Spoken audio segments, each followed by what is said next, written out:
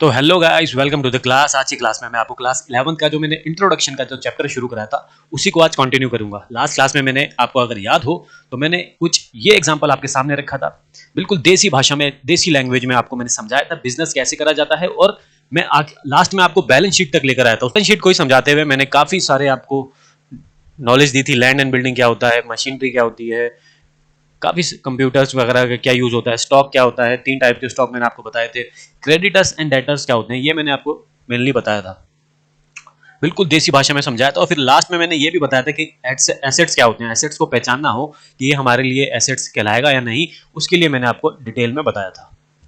आज की क्लास में हम क्या करने वाले हैं, आज की क्लास में हम समझेंगे कि अकाउंटिंग क्या होती है। मेन चीज तो क्या है, अकाउंटिंग। अकाउंटिंग तो सीखने आए ना आप अकाउंट्स में। अकाउंटिंग कौन करता है, आपने पुरानी फिल्मों में भी सुना होगा कि हम अकाउंटेंट को क्या कहते हैं, मुनीम जी, मुंशी जी, दीवान साहब। ये मुंशी जी का ही काम होता है अकाउंटिंग करना, ठीक है। तो मैं अब से आपको मुंशी जी बोलूंगा या अकाउंटेंट बोलूंगा। आपके सामने, आप क्लास 11th में आए हैं, आपको 11th का बच्चा अपनी बुक खोलेगा, अगर वो एनसीईआरटी की बुक खोलता है तो उसके सामने कुछ ये डेफिनेशन अकाउंटिंग की आएगी। पहले इसको पढ़ लेते हैं। Accounting is a process of identifying, measuring, recording the business transactions and communicating thereof the required information to the interested user। उसे कुछ समझ में नहीं आएगा कि ये क्या हो रहा है, बुखला सा जाएगा वो कि भाई ये क्या पढ़ लिया मैंने, सब कुछ ऊपर से निकल जाएगा दिमाग के। इसलिए मैंने दूसरी डेफिनेशन लिखी है मॉडर्न जमाने की। तो हो सकता है ये वाली डेफिनेशन समझ में आ जाए बच्चे को, ये भी पढ़ के देख लेते हैं। Accounting is the science of recording and classifying business transaction and events primarily of a financial character and the art of making significant summaries, analysis and interpretations of those transactions and events and communicating the result to person who must make decisions or form judgment। ये तो उससे भी ज्यादा डरावनी थी, उससे भी ज्यादा हैवी थी। बच्चों देखो क्या है, अकाउंट्स में, बिजनेस स्टडीज में, इकोनॉमिक्स में सब कुछ कॉमन सेंस के ऊपर बेस्ड है। कुछ भी ऐसा नहीं है कि आपको समझ में ना आए। उसकी वोकेबलरी, इन तीनों सब्जेक्ट्स की वोकेबलरी ऐसी है जो आपकी लाइफ में पहली बार इंट्रोड्यूस हुई है, इसलिए आपको थोड़ी हैवी लगती है। जब आप इनको समझेंगे ना तो आप खुद कहेंगे यार ये तो कॉमन सेंस से बहुत ईजी है। जो भी अभी तक हमने पढ़ा, दोनों डेफिनेशन जो हमने पढ़ी, कोई पढ़ेगा तो उसको लगेगा कि हाँ ये बहुत हैवी सी है, समझ में नहीं आ रहा। मगर जब हम इसको टुकड़ों में तोड़ेंगे, अलग अलग करेंगे, इसको खोलेंगे और हर टुकड़े का मतलब जानेंगे, तब हमें पता चल जाएगा कि हाँ ये तो बहुत ही ईजी है, जो ये कहना चाह रहा है ये तो कॉमन सेंस है, ऐसा ही होना चाहिए। तो इसलिए अब हम ये जो डेफिनेशन है इसको तोड़ेंगे। दोनों ही डेफिनेशन मेरे को अच्छी लगती है, इसलिए मैंने दोनों डेफिनेशन लिखी है। अब हम इसको तोड़ेंगे। तोड़ेंगे मतलब एक एक चीज जो इसमें लिखी गई है उसको हम एक सेपरेटली लिख लेंगे, फिर उसका मीनिंग आपको मैं बताऊंगा अलग अलग एग्जाम्पल के साथ, ठीक है जी। सबसे पहले इसमें लिखा हुआ गया है, accounting is the process of identifying, measuring, recording the business transactions. आपने देखा होगा आइडेंटिफाइंग के बाद कोमा लगा हुआ है, फिर मेजरिंग लिखा हुआ है, फिर कोमा है, फिर रिकॉर्डिंग है। तो हम इसको ऐसे पढ़ेंगे, आइडेंटिफाइंग, आइडेंटिफाइंग किसे, बिजनेस ट्रांजैक्शंस को, मेजरिंग किसे, बिजनेस ट्रांजैक्शन को, रिकॉर्डिंग बिजनेस ट्रांजैक्शन। तो इन तीनों को हम लिख लेते हैं अलग अलग। ये आइडेंटिफाइंग बिजनेस ट्रांजैक्शन ये लिख लिया हमने यहां पर। एक सेकंड, इसको मैं पहले हटा देता हूं ताकि आपको क्लियरली दिखाई दे। तो हमने लिख लिया आइडेंटिफाइंग बिजनेस ट्रांजैक्शन। अगली लाइन क्या है, मेजरिंग बिजनेस ट्रांजैक्शन। तो अब हम क्या लिखेंगे, मेजरिंग बिजनेस ट्रांजैक्शन, ये भी लिख लिया। फिर क्या था, रिकॉर्डिंग द बिजनेस ट्रांजैक्शन। तो अब हम ये भी लिख लेते हैं, रिकॉर्डिंग द बिजनेस ट्रांजैक्शन। अब जो एनसीईआरटी की डेफिनेशन है ना, बाकी की बची हुई डेफिनेशन वो इसमें इंक्लूड है। तो अब हम ये वाली डेफिनेशन पढ़ लेते हैं सीधा। रिकॉर्डिंग के बाद क्या लिखा है, रिकॉर्डिंग तक इसमें भी आएगा। Accounting is a science of recording and classifying business transaction. तो अब हम लिख लेते हैं classifying business transaction and events, ठीक है, primarily of a financial character. Financial character क्या है ये भी हम लिख लेते हैं, फाइनेंशियल कैरेक्टर क्या होता है। अब ये कह रहा है कि अकाउंटिंग इज ए साइंस तो हो गया, अब accounting is the art of making significant summaries. तो नया वर्ड क्या आया, सिग्निफिकेंट समरीज, ये भी हमने लिख लिया। इसके बाद कॉमा है, फिर analysis and interpretation, analysis and interpretation of those transactions, ये जो बिजनेस ट्रांजैक्शन है इन्हीं की बात कर रहा है। एंड कम्युनिकेटिंग, कम्युनिकेटिंग की बात कर दी इसने, यानी कि हमें कम्युनिकेटिंग क्या होती है वो भी जानना पड़ेगा। communicating the result to the persons who must make decisions or form judgment। ये बेसिकली यूजर्स की बात कर रहा है इस लाइन में, ये जो इसने इतनी बड़ी लाइन लिखी है इसमें यूजर्स की बात कर रहा है, तो हमने ये भी लिख लिया। तो वो दो डेफिनेशन को हमने तोड़ा अलग अलग, तो ये 9 चीजें सामने निकल कर आती है, 9 कॉन्सेप्ट समझ में सामने निकल कर आते हैं। ये 9 कॉन्सेप्ट हमको समझने हैं। ये 9 कॉन्सेप्ट आपको समझ में आ गए तो समझ लेना आपको पूरी अकाउंटिंग समझ में आ जाएगी कि अकाउंटिंग क्या होती है। एक जो अकाउंटेंट होता है उसको ये 9 के 9 काम करने होते हैं और बहुत ही इजी काम है। मैं आपको बिल्कुल बेसिक से समझाऊंगा, बिल्कुल जड़ पे लेके जाऊंगा, रूट लेवल पे लेके जाऊंगा, फिर धीरे धीरे हम आगे बढ़ेंगे। ये जो 9 के 9 आपके सामने कॉन्सेप्ट लिखे हैं, इनके लिए क्या करा है मैंने, एक अपना एग्जाम्पल बनाया है और एक बिजनेस का एग्जाम्पल बनाया है, तो आपको 2 तरीके से ये समझ में आएगा। तो सबसे पहले हम क्या करेंगे, आइडेंटिफाइंग बिजनेस ट्रांजैक्शन, इसको समझने की कोशिश करेंगे। अब हम 1 बाय 1 चलेंगे। सबसे पहला क्या है, आइडेंटिफाइंग बिजनेस ट्रांजैक्शंस। तो जो अकाउंटेंट है सबसे पहले क्या करेगा, वो आइडेंटिफाई करेगा, यानी कि पहचानेगा कि बिजनेस ट्रांजैक्शंस कौन सी है। ठीक है जी।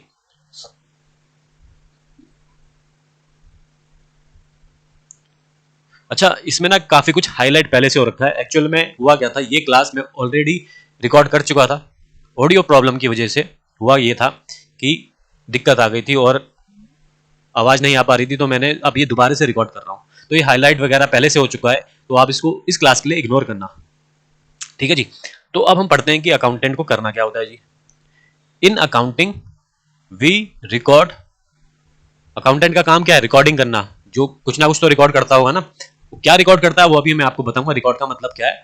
In accounting we record, we का मतलब अकाउंटेंट की बात कर रहा है। In accounting we record only those, सिर्फ वही transactions which are of financial nature, जिनका नेचर फाइनेंस का होगा ना, उन्हीं को रिकॉर्ड करा जाता है अकाउंटेंट द्वारा। तो हमें क्या करना है, so we have to identify those transactions and events. तो हमको वो ट्रांजैक्शंस आइडेंटिफाई करनी है, पहचाननी है, तभी तो रिकॉर्ड कर पाओगे। तो इसका मतलब ये हुआ बच्चों कि हम क्या करेंगे, इसका मतलब ये हुआ एक अकाउंटेंट वो ट्रांजैक्शंस को तभी रिकॉर्ड करेगा। पहले ट्रांजैक्शन क्या होती है ये समझ लो। पहले एग्जांपल देता हूं छोटा सा, कि आप एक दुकान पर गए, आपको पेन खरीदना था, आपने पैसे दिए दुकानदार को, उसने आपको पेन दिया। आपने कुछ पैसे दिए, उसने आपको पेन दिया। लेन देन, ट्रांजैक्शन लेन देन ही होती है। बिजनेस की वो सारी लेन देन वो ट्रांजैक्शंस कहा जाता है। ठीक है। तो वो सभी लेन देन को अकाउंटेंट तभी रिकॉर्ड करेगा। रिकॉर्ड क्या होता है वो अभी थोड़ी देर में आपको पता चल जाएगा। अकाउंटेंट रिकॉर्ड तभी करेगा ट्रांजैक्शंस को अगर वो ट्रांजैक्शंस फाइनेंशियल नेचर की हैं, फाइनेंशियल कैरेक्टर कह लीजिए या फिर फाइनेंशियल नेचर कह लीजिए। फाइनेंशियल नेचर की है। फाइनेंशियल नेचर क्या होता है जी, अगर ये ट्रांजैक्शन, इस ट्रांजैक्शन में, इस लेन देन में पैसा इन्वॉल्व है तो उसको रिकॉर्ड करा जाएगा। पैसे का मतलब क्या क्या हो गया, नगद यानी कि कैश, या फिर चेक से पेमेंट हुई है, या फिर उधार, उधार को भी इसमें इंक्लूड करा जाएगा। अगर आप किसी से अगर आप किसी से सामान खरीदते हैं, आप उसको बोलते हैं कि हम 3 महीने बाद पैसे दे देंगे, तो 3 महीने बाद पैसे दोगे ना, उधार यानी कि पैसा तो इसमें भी इन्वॉल्व है। अगर आप उसको रिकॉर्ड ही नहीं करोगे तो कैसे पता चलेगा कि 3 महीने बाद किससे क्या लिया था और किसको कितना पेमेंट करनी है। तो इसलिए हम उसको भी रिकॉर्ड करते हैं। दूसरी कंडीशन ये फुलफिल करनी होगी, अगर आप अकाउंटेंट हैं और रिकॉर्ड करना चाहते हैं ट्रांजैक्शन को, पहली तो ये है कि फाइनेंशियल नेचर की ट्रांजैक्शन होनी चाहिए और वो ट्रांजैक्शन बिजनेस से रिलेटेड होनी चाहिए। बिजनेस से रिलेटेड, आपकी जो ऑर्गेनाइजेशन है, जिसके आप अकाउंटेंट हैं, जिसकी आप अकाउंटिंग कर रहे हैं, उससे रिलेटेड होनी चाहिए, तो ही आप रिकॉर्ड करेंगे। ऐसा नहीं है कि जो आपका पड़ोसी है वो बिजनेस कर रहा है, उसकी भी आप रिकॉर्डिंग करे जा रहे हैं अपने बिजनेस में। नहीं, जिस बिजनेस की आप अकाउंटिंग कर रहे हैं उससे रिलेटेड होनी चाहिए और फाइनेंशियल नेचर की होनी चाहिए वो ट्रांजैक्शंस, तो आप उसको रिकॉर्ड कर लेंगे। ठीक है जी। अब ये काफी सारी ट्रांजैक्शंस मैंने आपके सामने लिखी है। अब हम ये चेक करेंगे कि एक अकाउंटेंट एज ए मुंशी आप इसको रिकॉर्ड करेंगे या नहीं। ठीक है जी। दोनों कंडीशन मैंने बता दी है, फाइनेंशियल नेचर की होनी चाहिए ट्रांजैक्शन और बिजनेस से रिलेटेड होनी चाहिए। मिस्टर सोहन है, उन्होंने आपको एक काम दिया है। मिस्टर सोहन एक बिजनेसमैन है, उन्होंने आपको काम दिया है कि बताओ बच्चों, ये जो सारी ट्रांजैक्शन है इनको आप रिकॉर्ड करोगे या नहीं। आपको सिर्फ पहचानना है, अभी रिकॉर्ड नहीं करना है, सिर्फ पहचानना है कि आप इसको रिकॉर्ड करोगे या नहीं। पहली ट्रांजैक्शन है machinery purchased for business of ₹30 lakh. पैसा इन्वॉल्व है 30 लाख रुपए, जैसे इसमें लिखा था मैंने पैसा इन्वॉल्व है, हाँ जी पैसा इन्वॉल्व है 30 लाख का, पहला टिक हो गया, पहली कंडीशन फुलफिल हो गई। Machinery purchased for business, business के लिए है, ये जो मैंने लिखा था बिजनेस से रिलेटेड है, हाँ जी बिल्कुल है, दूसरी भी कंडीशन फुलफिल हो गई, तो इसको हम रिकॉर्ड करेंगे, बिल्कुल हम इसको रिकॉर्ड करेंगे, इस ट्रांजैक्शन को रिकॉर्ड करेंगे, ये हमने पहचान लिया। अगली ट्रांजैक्शन है cash paid to creditor of 1 lakh रुपए। क्रेडिटर क्या होते हैं मैंने लास्ट क्लास में आपको डिटेल में समझाया था, तो क्रेडिटर भी बिजनेस के लिए ही है। पहली कंडीशन क्या है, क्या इसमें पैसा इन्वॉल्व है, पैसा इन्वॉल्व है जी 1 लाख रुपए का, पहली कंडीशन फुलफिल। क्या ये बिजनेस के लिए, बिल्कुल क्रेडिटर जो होते हैं बिजनेस से रिलेटेड होते हैं, दूसरी कंडीशन भी फुलफिल, तो इसको रिकॉर्ड करेंगे, बिल्कुल करेंगे।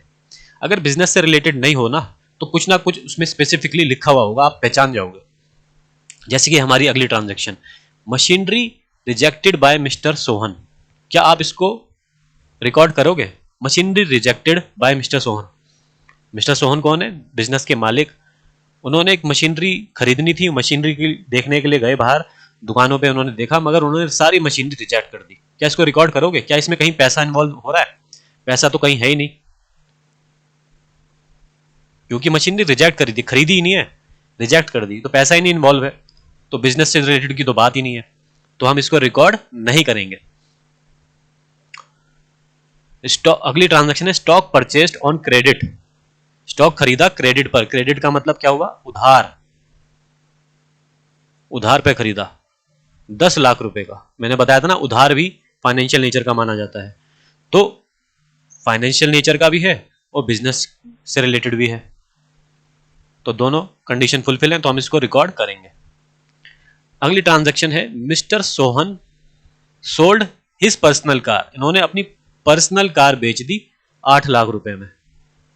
मैंने क्या कहा था? बिजनेस से रिलेटेड होनी चाहिए, ये तो उसने कहा पर्सनल है, पर्सनल कार है, तो ये बिजनेस से रिलेटेड नहीं है। जब बिजनेस से रिलेटेड नहीं है, मैंने क्या कहा था? दोनों कंडीशंस फुलफिल होनी चाहिए, तो ही हम इसको रिकॉर्ड करेंगे, तो अब हम इसको रिकॉर्ड नहीं करेंगे। पर्सनल कार है ना, पर्सनल में कुछ भी करे, कल को वो घड़ी खरीदेगा या अपना कोई मकान खरीदेगा तो उसको भी थोड़ी रिकॉर्ड करेंगे हम। कल को वो होटल में जाके खाना खाएगा, क्या उसको भी रिकॉर्ड करोगे? नहीं, सिर्फ और सिर्फ वो चीजें जो बिजनेस से रिलेटेड हो। हाँ, अगर उसने बिजनेस के लिए कुछ एसेट खरीदा हो या बिजनेस के लिए लोन लिया हो या बिजनेस के लिए कुछ एक्सपेंसेस करे हो तो उसको रिकॉर्ड करा जाएगा। ठीक है जी। Mister Sohan appointed Mister Z as sale manager, Mister Sohan ने मिस्टर जेड को sale manager, as a sale manager appoint कराया, यानी कि उनको नौकरी पर रखा है एज ए सेल मैनेजर। तो क्या इसको रिकॉर्ड करेंगे हम? बिल्कुल नहीं, क्योंकि एक तो पहली बात तो इसमें फाइनेंस कहीं दिख ही नहीं रहा, पैसा नहीं इन्वॉल्व है, बिजनेस से रिलेटेड तो है मगर फाइनेंस नहीं है, क्योंकि अभी तो सिर्फ अपॉइंट करा है, अभी सिर्फ अपॉइंट करा मिस्टर जेड को, हो सकता है कल ही इनको वापस निकाल दें, उनका काम पसंद नहीं आया, एक दिन में ही हमने उनको निकाल दिया बाहर, तो सिर्फ अपॉइंटमेंट के बेसिस पे हम उसको नहीं रख सकते। हाँ, जब 1 महीना पूरा हो जाएगा, जब हम उनको सैलरी पे करेंगे तब क्या होगा? फाइनेंस इन्वॉल्व हो जाएगा, तब हम उसको एज ए सैलरी रिकॉर्ड करेंगे, मगर खाली अपॉइंटमेंट में हम उसको रिकॉर्ड नहीं करेंगे क्योंकि फाइनेंस इन्वॉल्व नहीं है। तो मुंशी जी, आपने कौन कौन सी ट्रांजैक्शंस को आइडेंटिफाई करा कि हाँ इसको हम रिकॉर्ड करेंगे, इसको रिकॉर्ड करेंगे, इसको रिकॉर्ड करेंगे, बाकी 3 को आपने क्या कर दिया? रिजेक्ट कर दिया, इसको रिजेक्ट कर दिया, इसको रिजेक्ट कर दिया और इसको रिजेक्ट कर दिया कि हम इसको रिकॉर्ड नहीं करेंगे। और बेसिस क्या था कि हम तभी रिकॉर्ड करते हैं जब ट्रांजैक्शंस, ये सारी ट्रांजैक्शंस फाइनेंशियल नेचर की हो और बिजनेस से रिलेटेड हो। ठीक है जी, ठीक है। तो in accounting we record only those transactions which are of financial nature, वही बात आ गई। So we have to identify those transactions and events. For example purchase of machinery, machinery किसके लिए परचेस करी? बिजनेस के लिए, तो हम उसको रिकॉर्ड कर लेंगे। सेल ऑफ गुड्स, यानी कि हमने जो हमारा प्रोडक्ट था उसको बेचा, तो उसको भी हम रिकॉर्ड कर लेंगे। We can identify this transactions with the help of bills, bills वगैरह देखकर हम उसको आइडेंटिफाई कर लेंगे। अब उसके पास अकाउंटेंट के पास कोई बिल आएगा तो वो देख लेगा ना इसमें फाइनेंस इन्वॉल्व है, हमारे बिजनेस से रिलेटेड है, चलो रिकॉर्ड कर लेते हैं। क्या इस अगला कोई बिल आ गया, अरे ये तो इसका पर्सनल है, मालिक के पर्सनल की यूज का, इसने अपनी कार खरीदी है, इसको थोड़ी रिकॉर्ड करना है, तो बिल से भी हमें पता चल जाता है। अब वही बात, appointing sales manager is not transaction of financial nature. ठीक है, अपना एग्जांपल मैंने दिखा दिया। अब हम आते हैं, तो अभी हमने क्या करा, ये वाला टिक कर दिया, ये हमने समझ लिया कि आइडेंटिफाइंग बिजनेस ट्रांजेक्शन क्या है। अगला कॉन्सेप्ट है मेजरिंग बिजनेस ट्रांजेक्शंस। अब हम आएंगे इसके ऊपर। मेजरिंग का मतलब क्या होता है? मेजरिंग का मतलब है क्वांटिफिकेशन करना।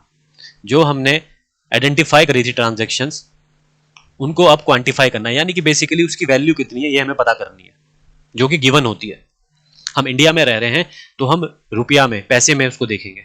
अगर हम अमेरिका में रह रहे होते तो हम यूएस डॉलर में देखते, जापान में रह रहे होते तो हम जापानीज येन में देखते कि उसकी वैल्यू कितनी है। After we identify the transactions, next step is to measure the transactions and events in terms of common measurement unit. Common measurement unit का मतलब हुआ कि जिस देश में आप रह रहे हैं उसकी करेंसी क्या है। तो हम इंडिया में रहते हैं तो रुपया और पैसा में देखेंगे। जैसे कि मेरे एग्जांपल में क्या था, ये जो सारी ट्रांजैक्शंस थी इसमें इनकी वैल्यू दे रखी थी ना, कि मशीनरी की वैल्यू है 30 लाख रुपए, तो ये इसकी मेजरमेंट हो गई, इसकी क्वांटिफिकेशन हो गई। Cash paid to creditor 1 lakh रुपए, ये वैल्यू हो गई। और स्टॉक परचेज करा 10 लाख रुपए का, ये इसकी वैल्यू हो गई। तो सिर्फ ये है कि उसकी वैल्यू कितनी है, उस ट्रांजेक्शन की वैल्यू कितनी है, उसमें कितने का अमाउंट है, ये इसकी बात कर रहा है। तो जब आप पहले चेक क्या करेगा मुनीम जी, अकाउंटेंट क्या चेक करेगा कि कौन सी ट्रांजेक्शन हमें रिकॉर्ड करनी है और कौन सी नहीं। अब उसने देख लिया कि ये ट्रांजेक्शन हमको रिकॉर्ड करनी है। अब क्या देखेगा कि उन ट्रांजेक्शन्स की वैल्यू कितनी है, क्वांटिफाई उसको करेगा, क्वांटिफाई, क्वांटिफिकेशन कहते हैं इसको। उसको पता चल जाएगा कि हाँ, ये जो अगर मशीनरी सेल करी है तो उसकी वैल्यू कितनी है, 4 लाख रुपए। परचेज करा है मटेरियल तो उसकी वैल्यू कितनी है, 1 लाख रुपए। बस दैट्स इट। तो मुनीम जी, जो हमारी दूसरी कंडीशन थी, दूसरा कॉन्सेप्ट था, वो भी फुलफिल हो गया है, यानी कि मेजरिंग बिजनेस ट्रांजैक्शन, ये भी समझ में आ गया। अब आता है तीसरा, रिकॉर्डिंग ऑफ बिजनेस ट्रांजैक्शन। ये इंपॉर्टेंट है। इतनी देर से बोले जा रहे हो सर की रिकॉर्डिंग करनी होती है, अकाउंटेंट को रिकॉर्डिंग करनी होती है, रिकॉर्ड करेगा रिकॉर्ड करेगा। आखिर रिकॉर्ड होता क्या है, इसको पहले पढ़ लेते हैं। Now next step is to record the financial transaction in the books of accounts. अब बात वही आगे ना, कैसे, हाउ, कैसे रिकॉर्ड करनी है। जब हम रिकॉर्ड कर रहे होते हैं ना, उसको कहा जाता है जर्नलाइजिंग या फिर जर्नल एंट्री करना। तो कहने का मतलब हुआ, रिकॉर्डिंग का मतलब जर्नल करना, जर्नल एंट्री करना, जर्नल एंट्री करना। जर्नल एंट्री कर रहे हो इसका मतलब आप रिकॉर्डिंग कर रहे हो। एज ए अकाउंटेंट आप जर्नल एंट्री पास कर रहे हो, इसका मतलब आप रिकॉर्डिंग कर रहे हो। इसका एग्जाम्पल मैं कुछ इस तरीके से दूंगा। पहले आपको देसी भाषा में समझाऊंगा कि ये होता क्या है। अब आप एक एग्जाम्पल इमेजिन करेंगे, आपकी फैमिली है, इसमें आप हैं, आपके फादर हैं, आपकी मदर है और आपकी एक छोटी बहन है। आपके मम्मी पापा आपको पॉकेट मनी देते हैं, कोई फिक्स पॉकेट मनी नहीं है, हर दूसरे दिन तीसरे दिन आपको कुछ ना कुछ पैसा दे देते हैं, और आप ये चाहते हैं कि उसको आप रिकॉर्ड कर लें। जब जब आपको पैसा मिलेगा आप उसको रिकॉर्ड कर लेंगे। ये मैं जनवरी महीने की बात कर रहा हूँ। जनवरी महीने में आप ये देखना चाहते हैं कितना पैसा मिला। जनवरी के आखिर में आप देख पाएंगे कि आपको किसने कितना पैसा दिया और आपकी जेब से कितना पैसा बाहर गया, तो आप रिकॉर्ड करते जाएंगे।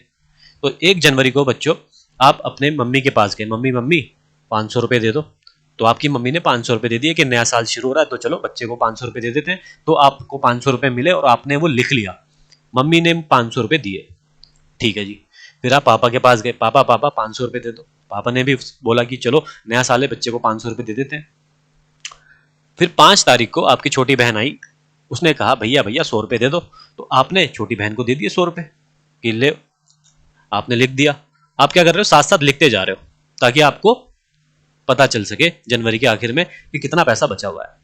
तो जब आपको मिले आपने लिख लिया, जब आपको पापा से मिले पैसे तो आपने लिख लिया, जब आपने बहन को पैसे दिए तो भी आपने लिख लिया, और डेट वाइज लिखा आपने सब कुछ कि 1 तारीख को इतने पैसे मिले थे, 5 तारीख को इतने पैसे गए मेरी जेब से। फिर 10 तारीख को आपने बहन को फिर 100 रुपये दे दिए और आपने इसको लिख लिया। ठीक है जी। 12 तारीख को आपने क्या करा, आपने पापा से पैसे मांगे, पापा पापा 1000 रुपये दे दो। पापा ने कहा ले बेटा 800 रुपये दे दिए पापा ने 1000 रुपये की जगह। तो 12 तारीख को 800 रुपये मिले, ये आपने लिख लिया। फिर 16 तारीख को आपने क्या करा, मम्मी को आपने 200 रुपये दिए और आपने 16 तारीख को ये लिख लिया। ऐसे ही 19 को आपने बहन को 300 रुपये दिए, 25 तारीख को मम्मी ने आपको 100 रुपये दिए, 28 तारीख को पापा ने आपके 400 रुपये आपको दिए, फिर 29 तारीख को आपने मम्मी को अपनी 100 रुपये दिए, और 31 जनवरी को आपने अपने पापा को 200 रुपये दिए। तो जनवरी की लेखा जोखा ये है जनवरी का, कि आपके पास कितना पैसा आया, कितना पैसा गया। इसी को कहा जाता है रिकॉर्डिंग करना, इसी को कहा जाता है रिकॉर्डिंग करना, जर्नल एंट्री करना। अब जब हम, ये तो आपने क्या करा, आपको अकाउंटिंग का नॉलेज नहीं था तो आप इस तरीके से रिकॉर्ड कर रहे हैं। अब जब हम अकाउंटिंग करेंगे, अकाउंटेंट अकाउंटिंग करेगा, जर्नल एंट्री करेगा, तो ऑब्वियस सी बात है थोड़ा फैंसी बनाएंगे उसको, थोड़ा क्रेडिट डेबिट क्रेडिट के रूल्स लगाएंगे, अकाउंटेंसी के प्रिंसिपल्स लगाएंगे, कॉन्सेप्ट्स लगाएंगे, तो थोड़ा डिफरेंट लुक आएगा। सेम चीज होगी, मगर सेम चीज क्या होगी कि डेट वाइज हम उसको रिकॉर्ड करते जाएंगे। ठीक है, डेट वाइज बिजनेस के ट्रांजैक्शंस को हम रिकॉर्ड करते जाएंगे, उसको हम कहते हैं जर्नल एंट्री। वो होता कैसा है, मैं सीधा आपको उसकी तरफ लेके चलता हूं। वही ट्रांजैक्शंस लिए मैंने जो अभी आपको थोड़ी देर पहले लिखवाई थी, वही ट्रांजैक्शंस है। अब इनकी जर्नल एंट्री कैसी करनी होती है ये मैं आपको बताता हूं। मैं आपको ये मान के चल रहा हूं आपकी जीरो नॉलेज है, आपने आज से पहले किताब नहीं खोली थी, आज ही किताब खोली है, आपको जर्नल एंट्री के बारे में कुछ नहीं पता, रिकॉर्डिंग के बारे में कुछ नहीं पता, डेबिट क्रेडिट क्या होता है वो नहीं पता, उस तरीके से मैं ये आपको पढ़ाने वाला हूं। ठीक है, तो अब मैं आपको क्या दिखाना चाहता हूं कि रिकॉर्डिंग कैसी होती है, यानी कि जर्नल एंट्री कैसी होती है, उसका फॉर्मेट क्या है।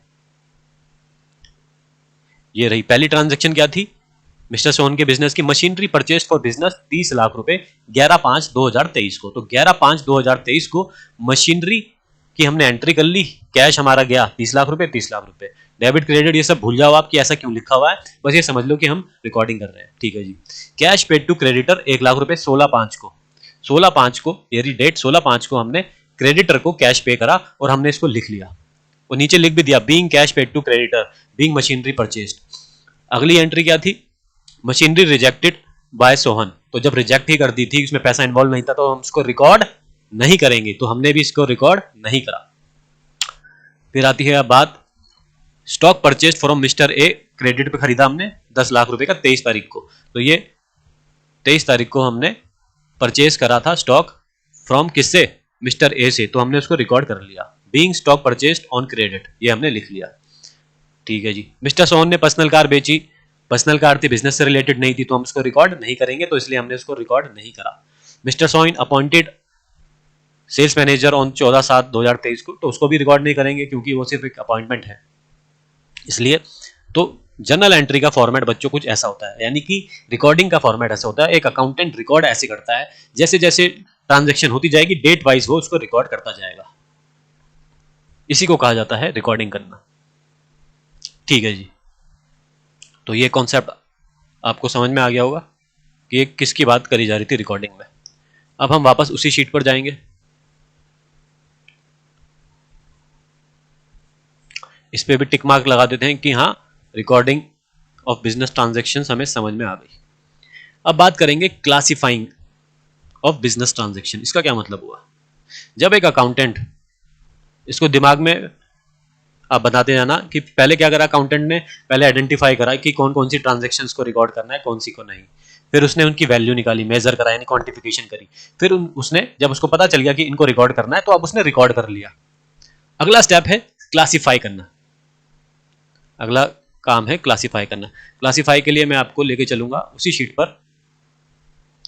अच्छा एक बात बताओ, जब आपने ये सब रिकॉर्ड कर लिया, अगर मैं आपको बोलूं आप ये बताओ, इस शीट को देख के बताओ आपके पापा ने कितने पैसे दिए, मम्मी ने कितने पैसे दिए, आपने छोटी बहन को कितने पैसे दिए, एक ही नजर में आप देखकर नहीं बता पाओगे। तो इसके लिए आपने थोड़ा दिमाग लगाया, आपने कहा कि मैं क्या करता हूं, उन सभी का अकाउंट भी बना लेता हूं, पापा का, मम्मी का और छोटी बहन का आपने अकाउंट बना लिए, तीनों के अलग अलग। और डेट वाइज, जैसे 1 तारीख को आपने मम्मी से, पापा से 500 रुपए मांगे थे, तो आपने प्लस में लिख दिया 500 रुपए पापा से मिले। 1 तारीख को आपने मम्मी से भी 500 रुपए मांगे थे, तो प्लस में आपने लिख दिया 500 रुपए मिल गए। 5 तारीख को आपने छोटी बहन को 100 रुपए दिए थे। ठीक है, और भी आखिरी की 2 ट्रांजैक्शन और देख लेते हैं। 29 तारीख को मम्मी को आपने 100 रुपए दिए थे और 31 तारीख को पापा को 200 रुपए दिए थे, तो आपने ये भी लिख लिया। 29 तारीख को मम्मी को 100 रुपए दिए थे, माइनस में लिख दिया, और 31 को आपने पापा को 200 रुपए दिए थे, माइनस में लिख दिया। तो अब ये ज्यादा क्लियर है, अकाउंट बनाने के बाद ज्यादा क्लियरिटी आ रही है, हमारे को देख के पता चल रहा है कि हाँ डेट वाइज किसको किससे कितना पैसा मिला। इसी को क्लासिफाइंग कहते हैं, इसी को क्लासिफाइंग कहते हैं। क्लासिफाइंग का फायदा क्या होगा, अभी मैं आपको बताऊंगा क्लासिफाइंग का फायदा क्या हुआ, मगर पहले थ्योरी पढ़ लेते हैं क्लासिफाइंग की। ये वही सब है, देखो मैंने पहले से ही हाईलाइट कर रखा है क्योंकि ये क्लास ऑलरेडी रिकॉर्डेड थी पहले, तो इसको इग्नोर करना आप। क्लासिफाइंग का मतलब हुआ बच्चों, it is process of collecting similar transaction at one place, similar transactions and one place, यानी कि पापा की जो ट्रांजेक्शंस है वो पापा के अकाउंट में, मम्मी की जो ट्रांजेक्शन है मम्मी के अकाउंट में, छोटी बहन की जो ट्रांजेक्शन है वो छोटी बहन के अकाउंट में, by opening accounts in laser book. Laser book क्या होती है, देखो पहले क्या करा, जर्नल एंट्री करी, जर्नल एंट्री के बाद हमें लेजर बुक में क्या करना होता है, अकाउंट खोलने होते हैं। जो अकाउंट खुलते हैं ना, अभी मैं आपको बताऊंगा लेजर बुक क्या होती है, पहले बिजनेस में कैसे अकाउंट खोले जाते हैं वो देख लेते हैं एक बार। अभी तक तो आपने पापा मम्मी और छोटी बहन का अकाउंट खोला था, अब वो इस ट्रांजेक्शन, वो सारी ट्रांजेक्शन जो मैंने एग्जाम्पल में ली थी, अब उनका कैसे अकाउंट खुलेगा वो मैं आपको दिखाना चाहता हूँ। वही बोलूंगा, मैं ये मान के चल रहा हूँ आपको बिल्कुल नहीं पता कि क्या क्या होता है, अकाउंट्स कैसे खोले जाते हैं, डेबिट क्रेडिट के रूल क्या होते हैं, कुछ नहीं पता, नील बटा सन्नाटा है। अब मैं सीधा आपको फॉर्मेट दिखाना चाहता हूँ कि क्लासिफाइंग का मतलब क्या है। जब हमने जर्नल एंट्री कर ली उसके बाद हमने अकाउंट बनाया, जितनी भी ट्रांजेक्शन है, जितने भी है नाम आ रहे हैं, जितने भी आइटम आएंगे, हम उन सबके क्या कर लेंगे, अकाउंट खोल देंगे। पहली क्या थी, मशीनरी परचेज, मशीनरी परचेज करी तो हमने मशीन का अकाउंट खोल लिया, 30 लाख रुपए की मशीनरी खरीदी थी। ये सब भूल जाओ कि मैंने यहाँ पर टू कैश क्यों लिखा है, यहाँ पे पर्टिकुलर क्यों लिखा है, यहाँ पे डेट क्यों लिखी है, ठीक है। 11 तारीख को हमने मशीनरी परचेज करी थी, तो 11 तारीख को हमने रिकॉर्डिंग कर क्लासीफाइंग कर लिया, उसको अकाउंट खोल लिया, ठीक है जी। अगली, और ये भी था, अब जब हमने मशीनरी खरीदी तो हमारी जेब से पैसा गया होगा, कैश गया होगा, तो कैश का भी अकाउंट खोल लिया हमने और लिख भी दिया हमने 30 लाख रुपए से। अगली क्या थी, मशीनरी रिजेक्टेड, ये तो हम रिकॉर्ड नहीं करेंगे तो उसका अकाउंट भी नहीं खुलेगा। Stock purchase from mister A, एक लाइन लगे, हाँ, कैश पेड टू क्रेडिटर, तो कैश का तो अकाउंट खोल लिया था हमने और क्रेडिटर की भी एंट्री कर दी थी, तो एक क्रेडिटर का अकाउंट भी खुलेगा, यानी कि जिस जिसका नाम आता जाएगा हम उसका अकाउंट खोलते जाएंगे। स्टॉक परचेज, तो स्टॉक का भी अकाउंट खुलेगा और मिस्टर ए का भी अकाउंट खुलेगा। स्टॉक परचेज करा था ना मिस्टर ए से क्रेडिट पर, तो स्टॉक का अकाउंट भी खोल दिया और मिस्टर ए का अकाउंट भी खोल दिया, ठीक है जी। और कुछ रह गया नहीं, बाकी तो पर्सनल था, ये इसको रिकॉर्ड नहीं करना था, इसको भी रिकॉर्ड नहीं करना था। तो यानी कि जिस जिसके, उन्हीं को हम उन्हीं के अकाउंट खोल रहे हैं जो बिजनेस से रिलेटेड है और फाइनेंस जिसमें इन्वॉल्व है, ठीक है, उन्हीं के हमने अकाउंट खोल दिए। यही हमारा बेसिक मंत्र है, ये हमने इस तरीके से अकाउंट खोला जाता है। तो सिमिलर है ना, जो आपने खोला था अकाउंट, जो अकाउंट आपने खोला था, कहाँ गया, जैसे आपने खोला था ना, ये पापा का अकाउंट है, इसमें प्लस वाली साइड में ग्रीन कर दिया और माइनस वाले में आपने रेड कर दिया। इसी प्रकार हमने कहा था, मैंने क्या बताया था कि इसमें थोड़ा हम डेबिट क्रेडिट के रूल्स लगाएंगे, इसको थोड़ा फैंसी बनाएंगे, तो मशीन में जब जब ऐड होगा कुछ तो हम इस साइड पे लिखेंगे और जब माइनस होगा तो हम इस साइड में लिखेंगे। मशीन का मतलब कोई एसेट है, अगर अगर उसको बढ़ाना है तो इस साइड लिखते हैं और अगर उसको घटाना है तो इस साइड लिखते हैं, ठीक है। ये अभी आपको सोचने की जरूरत भी नहीं है कि क्या है क्या नहीं है। क्रेडिट लायबिलिटी साइड में उल्टा होता है, अगर हम उसको बढ़ाना चाहते हैं तो इस साइड लिखते हैं और घटाना चाहते हैं तो इस साइड लिखते हैं, दैट्स इट। तो आपने ये भी देख लिया कि क्लासिफाइंग क्या होती है। अच्छा, अब मैंने आपको कहा था कि मैं आपको बताऊंगा क्लासिफाइंग का फायदा क्या होता है। इससे क्लासिफाई करने से ना एक ये फायदा हो गया कि जनवरी के आखिर में, एंड में, जब जनवरी महीना पूरा खत्म हो गया तो आपको एक बैलेंस पता चल गया। इसको मैं क्लोजिंग बैलेंस कह सकता हूं। जनवरी के क्लोजिंग में एक बैलेंस पता चल गया कि पापा से आपको कितने मिले, 1500 रुपए मिले। इसको मैं ग्रीन में लिख देता हूं, पापा से आपको 1500 रुपए मिले और मम्मी से आपको कितने मिले, 300 रुपए मिले जनवरी की लास्ट में, और छोटी बहन को आपने 500 रुपए दिए। ये चीज हमें यहां से देख के पता नहीं चल रही थी, यहां से देख के पता नहीं चल रही थी, जर्नल एंट्री से, यहां से पता चल गई। अकाउंट जब हमने खोले हमको क्लोजिंग बैलेंस पता चल गया, क्लोजिंग बैलेंस पता चल गया, है ना, कि ये क्लोजिंग बैलेंस। इसका मतलब जो हमने अकाउंट्स खोले हैं यहां पर,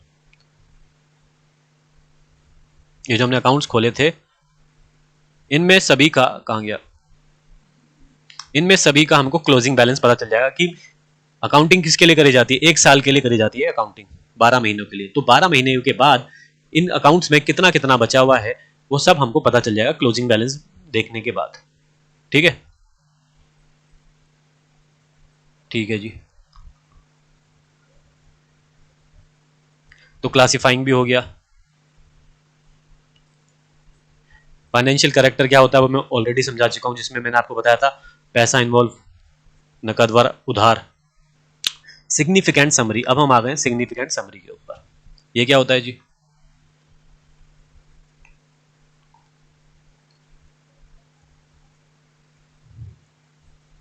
समराइजिंग। सिग्निफिकेंट समरी का मतलब समराइजिंग। ये जो ऊपर वाला लाइन है ना, इसको अभी हम नहीं पढ़ेंगे, अभी आपको समझ में नहीं आएगा। अभी हम यहां से पढ़ेंगे कि summary involves preparation of trial balance, trading and profit and loss account and balance sheet. यानी कि जब हम समरी बना रहे होते हैं उसमें हमको ट्रायल बैलेंस बनाना होता है, trading and profit and loss account बनाना होता है और बैलेंस शीट बनानी होती है। तो अब हमें ये जानना होगा ट्रायल बैलेंस क्या है। सबसे पहले हम जानेंगे ट्रायल बैलेंस क्या है। तो बच्चों, जैसे कि मैंने आपको कहा था कि इससे हमको क्लोजिंग बैलेंस पता चल जाता है। बिजनेस की अकाउंटिंग 1 साल के लिए करी जाती है, ठीक है। मान लो आपने मशीनरी जब खरीदी थी, 30 लाख रुपए की मशीनरी आपके पास आ गई थी। साल के आखिर में, अब मैं सिर्फ इमेजिनेशन कर रहा हूं, इमेजिनरी इसमें वो डाल रहा हूं नंबर्स, कि साल के आखिर में, साल का आखिर हो गया 31/3/2024 को, बाय बैलेंस सीडी यानी कि क्लोजिंग वैल्यू मशीन की बची है, मैं मान के चल रहा हूं, इमेजिनरी नंबर डाल रहा हूं क्योंकि इसमें डेप्रिसिएशन वगैरह काफी कुछ लगता है, 20 लाख रुपए की बची है, ठीक है जी। ये सिर्फ इमेजिनेशन है। बाय बैलेंस सीडी या टू बैलेंस सीडी, जहां पर सीडी आ जाए ना तो समझ जाना क्लोजिंग बैलेंस की बात हो रही है। हालांकि ये सारा सब कुछ हम बाद में भी डिटेल में क्या करेंगे, चर्चा करेंगे इसकी।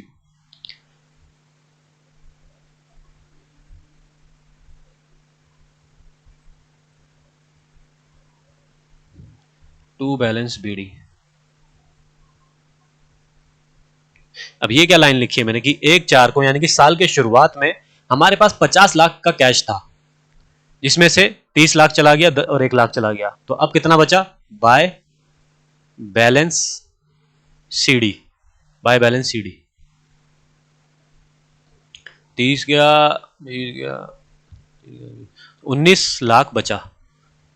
19 लाख रुपए क्या हुआ, ये भी मैं रिलेट कराऊंगा ट्रायल बैलेंस से, इसलिए मैं इन सबकी क्लोजिंग बैलेंस लिख रहा हूं। तभी समझ में आएगा जब मैं इनके क्लोजिंग बैलेंस लिख दूंगा, तब आपको समझ में आएगा कि ट्रायल बैलेंस क्या होता है। क्रेडिटर का, मान लो साल के शुरुआत में क्रेडिटर को हमने देने थे बाय बैलेंस बीडी, क्रेडिटर को 5 लाख देने थे, मान के चलते हैं 1 लाख हमने उसको दे दिए, तो साल के आखिर में कितने बचे?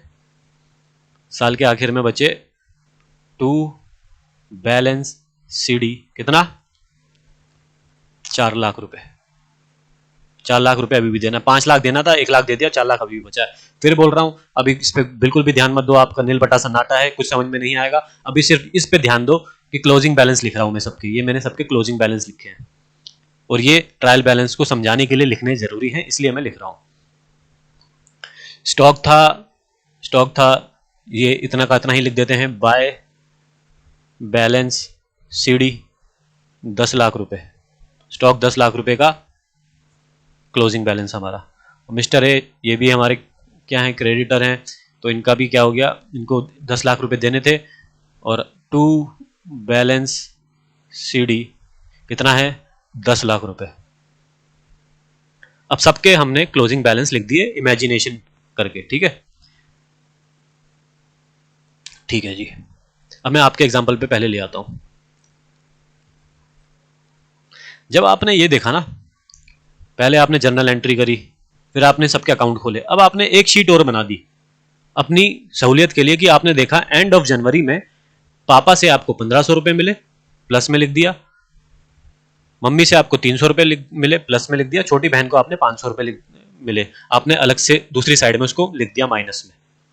तो ये शीट कंक्लूड कर देती है सब कुछ, क्लोजिंग बैलेंस आ जाती है। इन सबको बार बार देखने की जरूरत ही नहीं पड़ेगी आपको कि कौन सी डेट को कितने कितने मिले, आपने सीधा जनवरी के एंड में क्या क्या मिला आपको, वो आपने एक शीट पर लिख दिया। इसी को ट्रायल बैलेंस कहते हैं। जब हम क्लोजिंग बैलेंस एक फॉर्मेट में लिख देते हैं, उस फॉर्मेट का नाम है ट्रायल बैलेंस। वो कैसा दिखता है? Trial balance at the year and. Trial balance हम कब बना पाएंगे? जब पूरा साल खत्म हो जाएगा, क्योंकि क्लोजिंग बैलेंस लिखना है ना हमें उसके अंदर, ट्रायल बैलेंस के अंदर। तो मशीनरी में कितना था लिख देते हैं हम।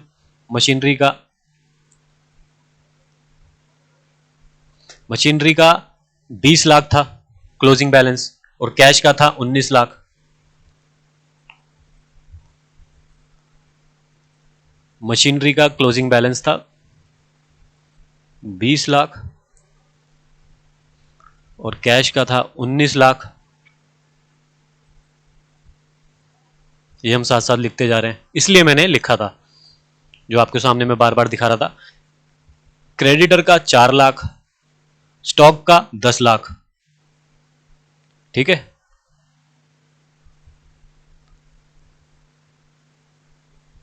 क्रेडिटर का 4 लाख जिसको मैं लिखूंगा दूसरी साइड में। स्टॉक का कितना था? 10 लाख, और मिस्टर ए का 10 लाख।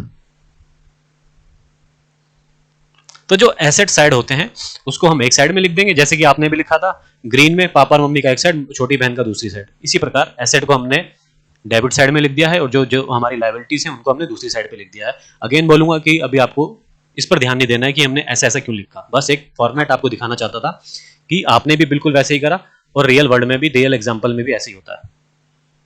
तो ये आपने ट्रायल बैलेंस बना लिया। ट्रायल बैलेंस में एक चीज और होती है कि ये वाली साइड हमेशा बराबर आएगी इस वाली साइड के। तो हमने तो इमेजिनेशन करी है, ये जो नंबर है इमेजिनेशन पे, इसलिए बराबर नहीं आ रहे हैं। ठीक है जी, अब हम अपने एग्जाम्पल को आगे बढ़ाएंगे।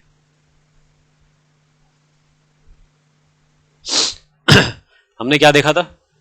समराइजिंग में क्या क्या आता है? ट्रायल बैलेंस, जो हमने देख लिया ट्रायल बैलेंस कैसे बनता है।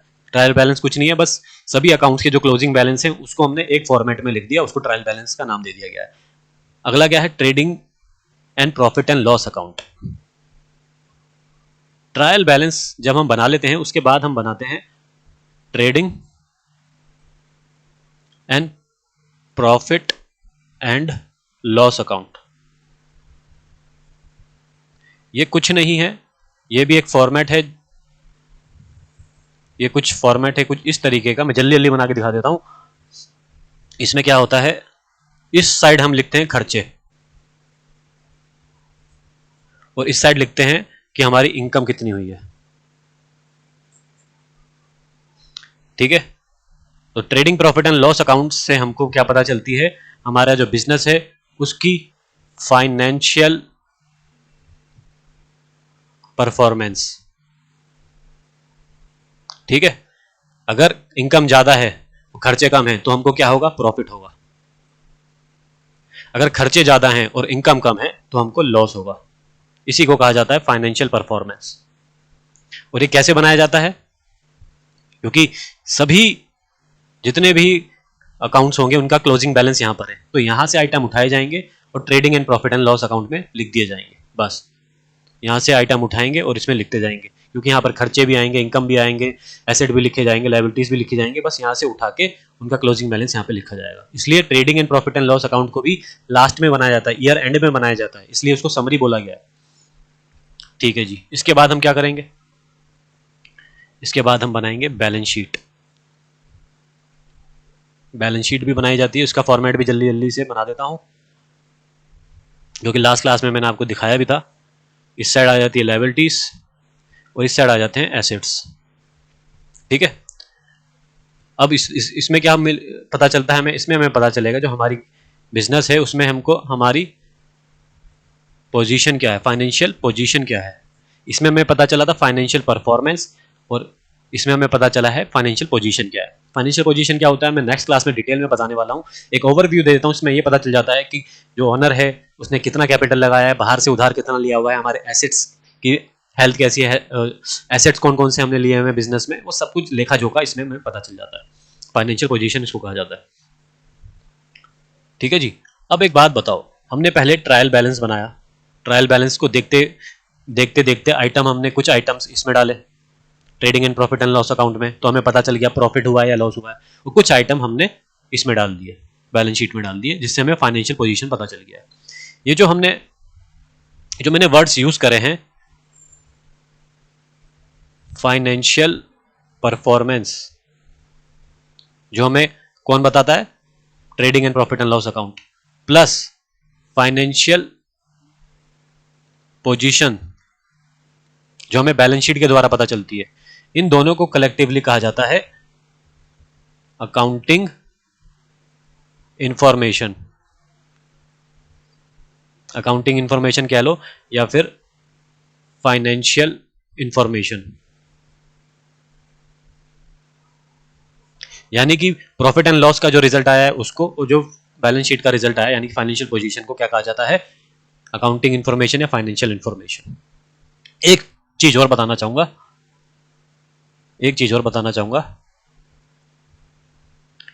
हमने ट्रायल बैलेंस बनाया, ठीक है जी। फिर हमने क्या बनाया, trading and profit and loss account बनाया। फिर हमने बैलेंस शीट बनाई। इन दोनों को क्या कहा जाता है, फाइनल अकाउंट। इनका नाम है फाइनल अकाउंट या फिर फाइनेंशियल स्टेटमेंट। ये दो नाम इसको दिए गए हैं। एक चीज और आती है इसमें, वो मैं नेक्स्ट क्लास में आपको डिटेल में बताऊंगा, उसकी जरूरत अभी नहीं है, ठीक है। तो इनको फाइनल अकाउंट और फाइनेंशियल स्टेटमेंट कहा जाता है। तो मुनीम जी, हमने कहां से शुरू करा था और कहां पहुंच गए हैं? बिल्कुल सिंपल शब्दों में मैंने आपको बताने की कोशिश करी है। ट्रायल बैलेंस भी समझा दिया। अब मैं उसी शीट पे आता हूं वापस। तो समराइजिंग यानी कि summary involves preparation of trial balance, वो हमने बना के देख लिया। Trading and profit and loss account वो बना के देख लिया, और बैलेंस शीट, तो इसी को कहा जाता है समरी। अब इस लाइन पर आते हैं, it means presenting the classified data, यानी कि जो हमने अकाउंट बनाए थे उनको इस तरीके से प्रेजेंट करो कि वो इजीली अंडरस्टैंडेबल हो जाए और यूजफुल रहे। किसके लिए? यूजर्स के लिए, जो कि हमारा लास्ट पॉइंट है। वापस उसी शीट पे आते हैं।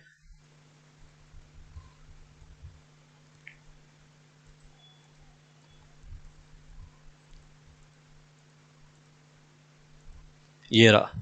तो अभी हमने क्या सीखा, सिग्निफिकेंट समरी। ये जो यूजर्स है ये लास्ट में सीखेंगे। अभी हमें क्या करनी है, और एनालिसिस एंड इंटरप्रिटेशन।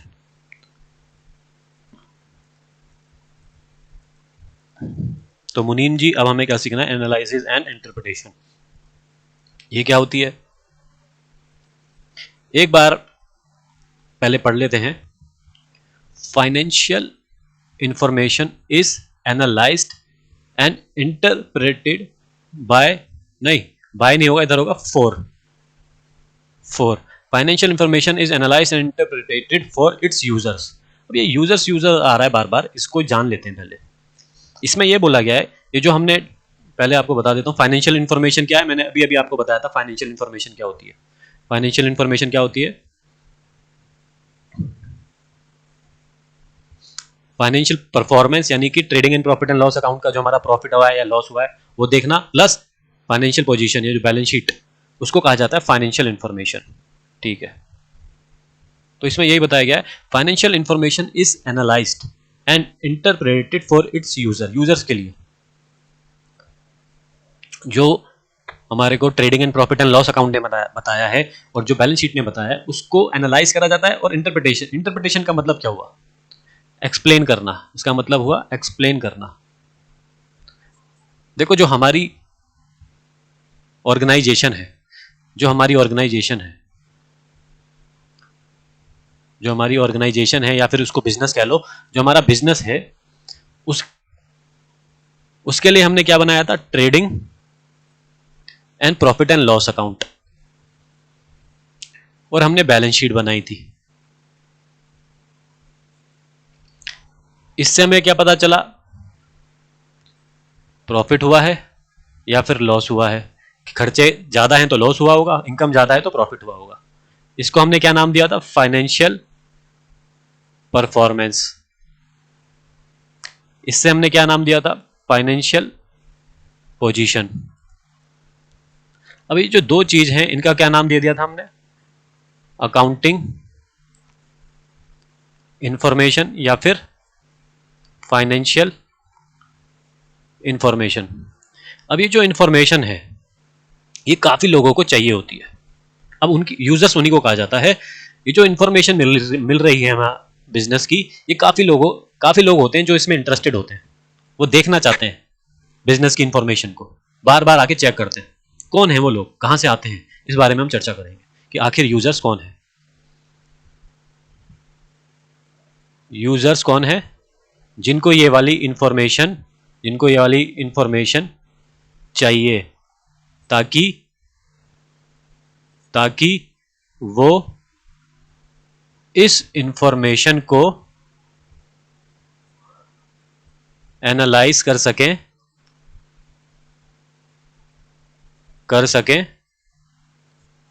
और एक अच्छा डिसीजन ले सकें। ठीक है, ये नोट डाउन कर लो, इंपॉर्टेंट लाइन है। अब हम जानने की कोशिश करेंगे कि यूजर्स कौन से हैं। सबसे पहला यूजर कौन होगा? जो मालिक है, जो ओनर है, जो मालिक है बिजनेस का, मालिक ऑफ बिजनेस, जो बिजनेस चला रहा है, वो भी तो देखेगा कि भाई मेरी trading and profit and loss account क्या दिखा रहा है, प्रॉफिट आ रहा है मेरे को या फिर लॉस आ रहा है, मेरी फाइनेंशियल पोजीशन कैसी है। अगर लॉस मेकिंग कंपनी है तो उसको बंद कर देगा, अगर प्रॉफिट अच्छा कमा रहा है तो खुश रहेगा, तो वो भी चेक करेगा अपने फाइनेंशियल पोजीशन को, है ना, financial performance and financial position को। दूसरा, जो कंपनी में मैनेजर्स हैं, इसको समझाने के लिए थोड़ा और नीचे ले आता हूँ। किसी भी कंपनी को, किसी भी बिजनेस को चलाने के लिए मैनेजमेंट की जरूरत पड़ती है। मैनेजमेंट में कौन कौन आ गया? एक आ गया सेल मैनेजर, राइटिंग कुछ ज़्यादा गंदी होती जा रही है मेरी एक आ गया सेल मैनेजर, ये सेल का डिपार्टमेंट संभालता है। एक आ गया परचेज का डिपार्टमेंट, इधर आ गया परचेज का मैनेजर। एक आ गया आपका फाइनेंस का, एक आ गया कॉस्ट का मैनेजर, कॉस्ट का डिपार्टमेंट, एक कॉस्टिंग संभालते हैं। एक आ गया ह्यूमन रिसोर्स का। मतलब बहुत सारे डिवीजन होते हैं, बहुत सारे डिपार्टमेंट होते हैं और उन सब में मैनेजर्स होते हैं। ये सारे जो मैनेजर्स हैं, ये भी आपके जो कंपनी है उनके अकाउंट्स चेक करते रहते हैं, अकाउंट्स पढ़ते हैं, वो देखते हैं फाइनेंशियल पोजीशन कैसी है, फाइनेंशियल परफॉर्मेंस कैसी चल रही है बिजनेस की, ताकि वो एक प्रॉपर डिसीजन ले सके। ये कॉस्ट वाला है, ये क्यों देखेगा? मान लो ये कंपनी है, बिजनेस है, वो पेन बनाती है, वो अकाउंट्स बार बार चेक इसलिए करेगा ताकि वो ये देख सके कि कॉस्ट कितनी आ रही है, उसको रिकॉर्ड कर सके।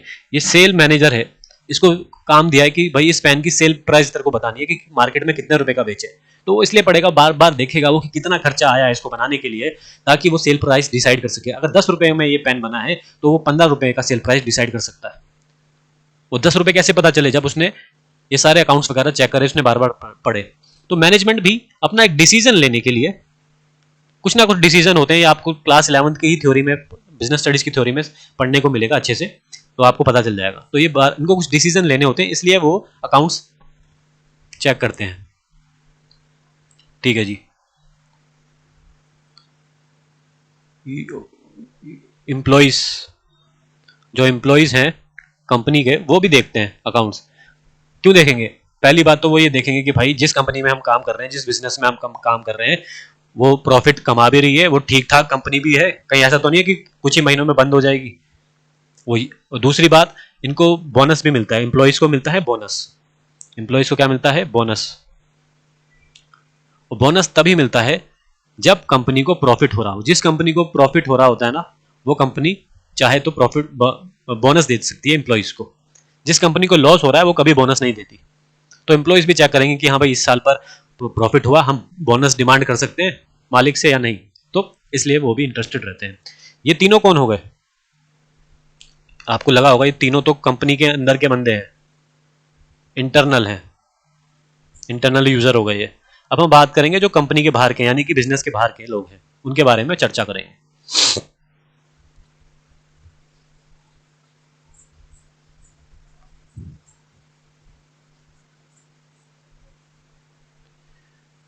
पहले हो गया बैंक।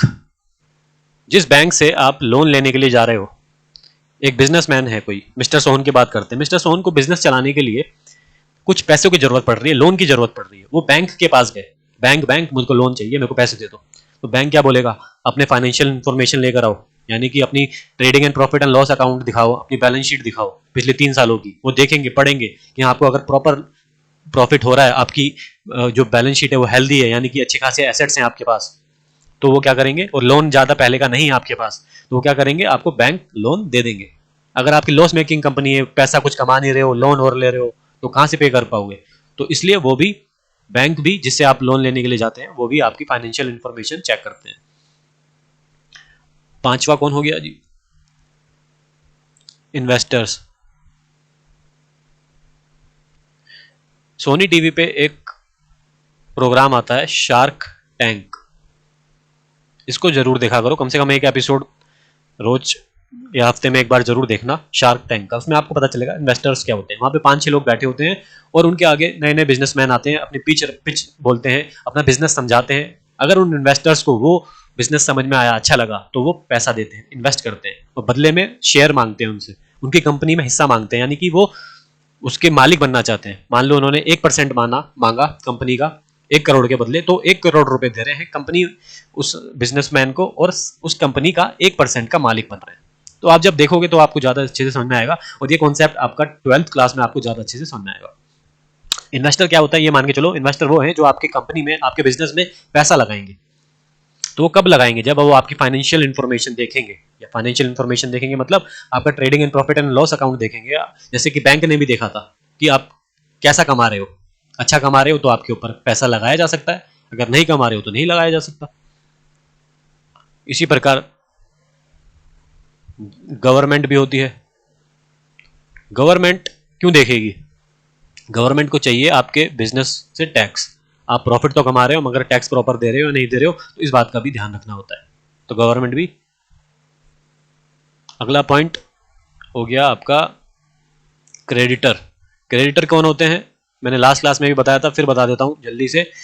क्रेडिटर वो होते हैं कि जिस कंपनी, क्रेडिटर से हमने कुछ रॉ मटेरियल खरीदा है, हम बिजनेस कर रहे हैं, हमारे बिजनेस में कुछ रॉ मटेरियल चाहिए, यानी कि मान लो मैं ये पेन बनाता हूँ, इस पेन को बनाने के लिए मेरे को प्लास्टिक की जरूरत पड़ेगी, तो ये प्लास्टिक खरीदने के लिए गया मैं किसी वेंडर के पास, किसी कंपनी के पास, मैंने को कहा कि आपसे मेरे को प्लास्टिक चाहिए ताकि मैं पेन बना सकूं। उन्होंने कहा कि ठीक है ले लो।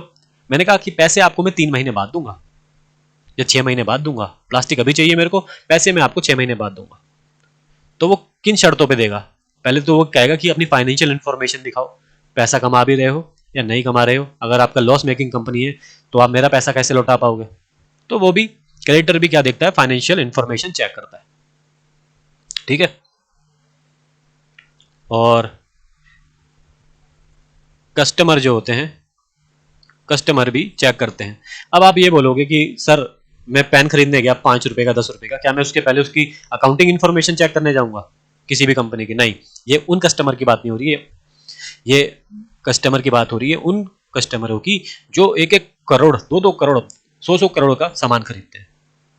मान लो एक बिजनेस है, उसको मशीन खरीदनी है 50 लाख रुपए की, 1 करोड़ रुपए की, तो जिस कंपनी से वो मशीनरी खरीदने जा रहा है, तो वो उसके पहले फाइनेंशियल इन्फॉर्मेशन चेक करेगा, ठीक है, ताकि वो देख सके कि हाँ जेन्युइन कंपनी है, अच्छा खासा कमा रही है, और अच्छा खासा इनकी फाइनेंशियल पोजीशन है, तो इनकी फैक्ट्रियां भी अच्छी हैं, सब कुछ अच्छा है, तब जाके वो उनको ऑर्डर देगा।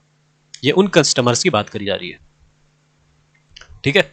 और पब्लिक भी, जो जनरल पब्लिक होती है, वो भी फाइनेंशियल इंफॉर्मेशन चेक करती रहती है। उनको पता रहता है कि टाटा कंपनी कैसा कर रही है, रिलायंस कैसा कर रही है, कोडैक कंपनी क्यों बैंक करप्ट हुई, सबको नॉलेज रहती है, क्योंकि वो फाइनेंशियल इंफॉर्मेशन थोड़ा बहुत पढ़ते रहते हैं। तो ये सारे हो गए यूजर्स, ये सारे क्या हो गए, यूजर्स।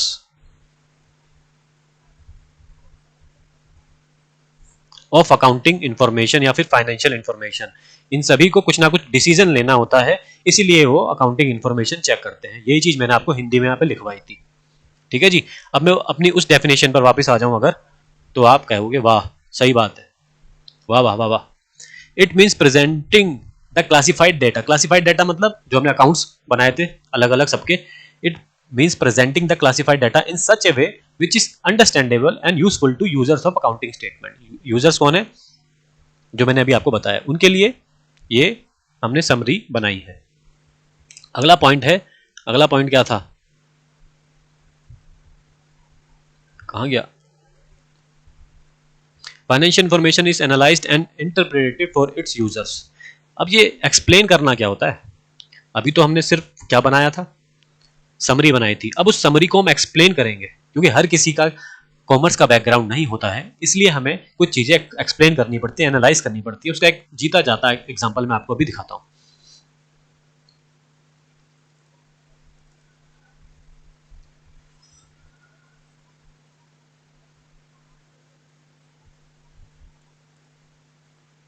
ठीक है जी, ये है टाटा कंपनी का, ये रहा टाटा कंपनी का इनकम स्टेटमेंट। इनकम स्टेटमेंट किसे कहा जाता है? प्रॉफिट एंड लॉस अकाउंट को इनकम स्टेटमेंट कहा जाता है। ठीक है, ये इसकी इंटरप्रिटेशन है, यानी कि हमने इसको एक्सप्लेन करा है, उसके अकाउंटेंट ने ये एक्सप्लेन करा है, जो ये सब एक्सप्लेन करा है, इंटरप्रिटेशन करी है। जिसको प्रॉफिट एंड लॉस अकाउंट पढ़ना नहीं आता है, बैलेंस शीट पढ़नी नहीं आती है, उसको समझ नहीं आती है, तो उनको समझाने के लिए इजी वर्ड्स में, सीधे साधे शब्दों में ये बनाई जाती है इंटरप्रिटेशन। यानी कि जो प्रॉफिट एंड लॉस अकाउंट में जो जो घटनाएं घटी हैं, जो जो उसमें हुआ है, वो सीधे साधे शब्दों में जनता को बताना। वो कितने आसानी से लिख दिया है यहाँ पर। अदर इनकम डिक्लाइन 23.2% से। Operating income during the year rose, यानी कि बढ़ गई 11.5% से। डेप्रिसिएशन इंक्रीज हो गई 5.5% से। फाइनेंस कॉस्ट इंक्रीज हो गई 15% से। Net profit of the year decline, यानी कि गिर गया 13% से। सीधे साधे शब्दों में समझा दिया। इसी को कहा जाता है एनालाइज करना और इंटरप्रिटेशन करना, यानी कि उसको एक्सप्लेन करना, ताकि वो लोग भी, वो यूजर भी समझ जाएं जिनको कॉमर्स का ज्ञान नहीं है। इतने सारे यूजर्स होते हैं, वो सारे यूजर्स मैंने आपको लिखवाए, उनमें से कुछ यूजर्स तो होंगे ना जिनको कॉमर्स का बिल्कुल भी ज्ञान नहीं है, तो बस उन्हीं के लिए है इंटरप्रिटेशन करना।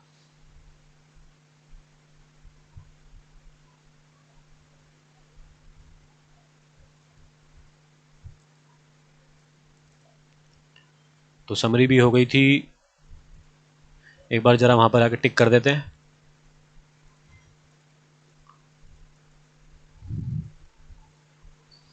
तो मुंशी जी, हमने अभी क्या क्या पढ़ा? हमने एनालाइज एंड इंटरप्रिटेशन भी पढ़ लिया, अब सिर्फ कम्युनिकेटिंग रह गया, और यूजर्स भी हमने पढ़ लिया। कम्युनिकेटिंग कुछ नहीं है, जो ये यूजर्स है ना, कंपनी इनको अगर ये मांगते हैं इनसे फाइनेंशियल स्टेटमेंट, यानी कि फाइनेंशियल स्टेटमेंट क्या क्या बताया था मैंने, profit and loss account, trading and profit and loss account and balance sheet, अगर ये यूजर्स इनसे मांगते हैं तो ये इनको कम्युनिकेट कर देते हैं, यानी इनको प्रोवाइड कर देते हैं। और अपनी जो उनकी बिजनेस की वेबसाइट होती है वहां पर भी अपलोड कर देते हैं, ताकि जिसको देखना आगे देख ले। तो कम्युनिकेटिंग का मतलब वही है, जो फाइनेंशियल इन्फॉर्मेशन है उसको पास करना आगे, यूजर्स को बताना कि ये हमारी फाइनेंशियल इन्फॉर्मेशन है। अब खुद बताओ। अब मैं दोबारा से आपको बताता हूँ अकाउंटेंट ने क्या करा। बस ये क्लास का लास्ट फेज चल रहा है। अगर ये चीज आप अभी तक आप कनेक्टेड थे मेरे से, तो आपने क्या क्या सीखा मैं बताता हूँ। अकाउंटेंट क्या करता है? सबसे पहले क्या करा था उसने? आइडेंटिफाई करा था। आइडेंटिफाई करा था कि क्या करा था कि कौन सी ट्रांजैक्शंस रिकॉर्ड करनी है। वो कौन सी थी? फाइनेंशियल नेचर की थी, प्लस बिजनेस से रिलेटेड थी, उसी को रिकॉर्ड करना है। आइडेंटिफाई करने के बाद मेजर करा था, यानी कि क्वांटिफाई करा था। क्वांटिफाई करा था यानी कि रुपीज में हमने उसको लिख दिया था, क्योंकि हम इंडिया में रहते हैं इसलिए हम रुपीज की बात कर रहे हैं कि कितने की वो ट्रांजैक्शन थी। उसके बाद क्या करा था? रिकॉर्ड करा था। यहां पर तो हमने सिर्फ पहचाना था कौन सी करनी है, पहचाना था हमने। यहां पर हमने अब उसको रिकॉर्ड करा है। रिकॉर्ड का मतलब क्या बताया था मैंने? जर्नल एंट्री करना। फिर हमने क्या करा था? क्लासिफाई करा था। क्लासिफाई करा था। उसमें मैंने आपको एक चीज बताना रह गया। मैंने कहा था ये जर्नल, ये लेजर जो लिखा हुआ है इसका मतलब क्या हुआ? लेजर कुछ नहीं है, एक बुक का नाम होता है लेजर। लेजर एक बुक होती है। उस बुक को आप खोलोगे, उसके अंदर आपको सारे अकाउंट बनाने, चाहे वो कैश का अकाउंट हो, क्रेडिटर का अकाउंट हो, बैंक का अकाउंट हो, जितने भी अकाउंट हमने बनाए थे, स्टॉक का अकाउंट हो, जितने भी अकाउंट आप बनाएंगे एज ए अकाउंटेंट, वो लेजर बुक के अंदर बनाएंगे। ठीक है, लेजर बुक के अंदर अकाउंट बनाए जाते हैं, इसलिए उसको लेजर बुक कहा जाता है। इसलिए मैंने यहाँ पर लिखा था, पहले हम जर्नल एंट्री करी, उसके बाद हमने लेजर में एंट्री करी। तो क्लासिफाई का मतलब क्या था? लेजर बुक में अकाउंट्स ओपन करे, ठीक है जी। उसके बाद क्या था? क्लासिफाइंग के बाद क्या था? हमने समरी बनाई।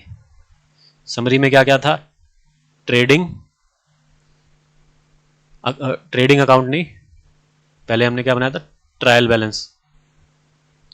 ट्रायल बैलेंस, उसके बाद trading and profit and loss account और बैलेंस शीट। उसके बाद जब समरी हो गई थी तो हमने, जब समरी बना ली थी तो हमने यूजर्स को क्या करा था? इंटरप्रिटेशन करी थी। इंटरप्रिटेशन उसको यानी कि उसको एक्सप्लेन करके समझाया था, सीधे साधे शब्दों में एक्सप्लेन करा था हमने, है ना। राइटिंग के लिए माफ़ी दोबारा से, क्योंकि जल्दी जल्दी कुछ ज़्यादा जल्दी लिख रहा हूँ। इंटरप्रिटेशन के बाद क्या करा था हमने?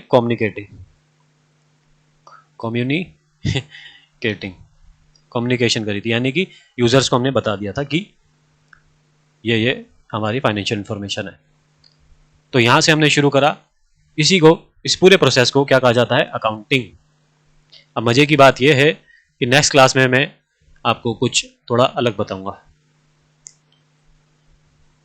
ये जो अभी हिंट दे देता हूं, ये जो हमने आइडेंटिफाई करा था, मेजर करा था, रिकॉर्ड करा था, क्लासिफाई करा था, इसको कहा जाता है बुक कीपिंग। इसको कहा जाता है बुक कीपिंग। जो बाकी के पार्ट हैं इसको अकाउंटिंग कहा जाता है। मगर एज ए अकाउंटेंट आप ये सारा काम करेंगे, इसलिए इसको अकाउंटिंग कहा जाता है। टेक्निकली वर्ड देखा जाए तो इतने पार्ट को बुक कीपिंग कहा जाता है, जो मैं अगली क्लास में डिटेल में समझाने वाला हूं, तो कोई चिंता की बात नहीं है। अब सवाल आता है, अगर आपसे पूछा जाए कि अकाउंटिंग प्रोसेस क्या है, उसका आंसर भी यही है। अकाउंटिंग प्रोसेस भी यही है, आइडेंटिफाई करना, मेजर करना, रिकॉर्ड करना, क्लासिफाई करना, समराइजिंग करना, इंटरप्रिटेशन करना और कम्युनिकेशन करना। इसी को अकाउंटिंग प्रोसेस कहा जाता है। अगर आपसे पूछ ले फीचर्स ऑफ अकाउंटिंग, तो वो भी यही है, ठीक है जी। तो यहां तक वीडियो देखा आपने, उसके लिए बहुत बहुत थैंक्स। मिलेंगे नेक्स्ट वीडियो में, कुछ अलग सीखेंगे। तब तक के लिए थैंक्स।